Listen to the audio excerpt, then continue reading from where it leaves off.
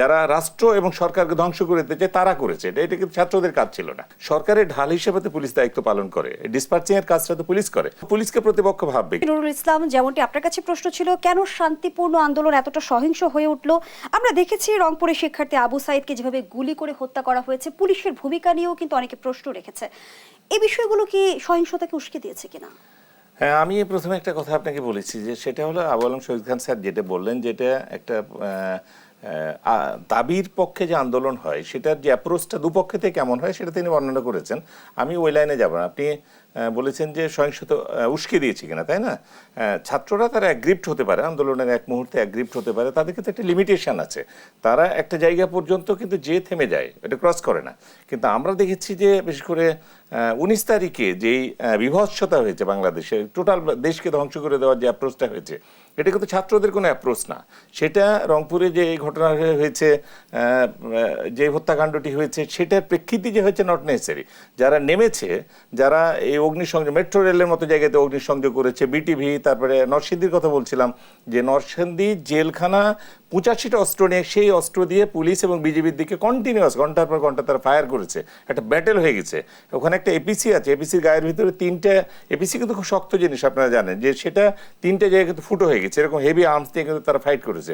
এটা ছাত্ররা করে নাই। তো সুতরাং ছাত্রদের আন্দোলন উস্কে দিয়েছে রংপুরের ঘটনা, এই জায়গাটা আমি যেতে চাই না। আসলে মূল ঘটনাটা হচ্ছে যে শেষ পর্যন্ত এটা কিন্তু কোনো আন্দোলন ছিল না, এটা ছিল সরকার পতনের, রাষ্ট্রকে ব্যর্থ করে দেওয়ার জন্য একটা অপচেষ্টা ছিল এবং একটা ধ্বংসাত্মক, কমপ্লিট একটা ধ্বংসাত্মক। নিঃসন্দেহে আইন শৃঙ্খলা বাহিনী নিরাপত্তা নিশ্চিতে তাদের পেশাগত দায়িত্ব পালন করবে, কিন্তু আন্দোলনরত শিক্ষার্থীরা যারা ছিল তারা আসলে পুলিশের প্রতি বা আইন শৃঙ্খলা বাহিনীর প্রতি এই আক্রোশ কেন তাদের মনে ছিল? আমি আবারও বলতেছি যে ছাত্রদের পুলিশের প্রতি আক্রোশ থাকবে, কারণ আলটিমেটলি ছাত্ররা যদি কোনো আন্দোলনই হয়ে যায়, যদি সহজ করে বলি, তারা পুলিশকে কেন প্রতিপক্ষ ভেবেছিল? হ্যাঁ, যদি ছাত্ররা আন্দোলনই হয়ে যায় তাহলে ছাত্রদের বিরুদ্ধে যা যা আমরা করি, ধরেন একটা রাস্তায় তারা জমায়েত হয়েছে, রাস্তাটাকে আমি ক্লিয়ার করতে চাই, তাহলে ডিসপার্স করতে হলে আমার টিয়ার শেল মারতে হবে। তো তারা কিন্তু পুলিশকেই আলটিমেটলি আঘাত করবে। অর্থাৎ সরকারের ঢাল হিসেবে তো পুলিশ দায়িত্ব পালন করে, ডিসপার্চিং এর কাজটা তো পুলিশ করে। সো পুলিশকে প্রতিপক্ষ ভাববে। কিন্তু মূল জিনিসটা হচ্ছে যে যারা শেষ পর্যন্ত যারা ধ্বংসযজ্ঞটা চালিয়েছে, পুলিশকে ফাঁসি দিয়েছে, তারপরে পুলিশের একটা সন্তান রাস্তা দিয়ে যাচ্ছিল, তার ব্যাগ চেক করে কাপড় পেয়েছে, তাকে মেরে হসপিটালে পাঠিয়ে দিয়েছে, একদম মৃত্যুর সঙ্গে পাঞ্জা লড়ছে। এই যে আচরণগুলো, এই আচরণগুলো শুধু ছাত্ররা করেনি। আপনি বনশ্রী এলাকাতে কোন বাড়িতে পুলিশ থাকে, পুলিশ পেলে আগুন ধরিয়ে দেবে, ভাড়া দেবেন, এই নানা কাহিনী কিন্তু হয়েছে।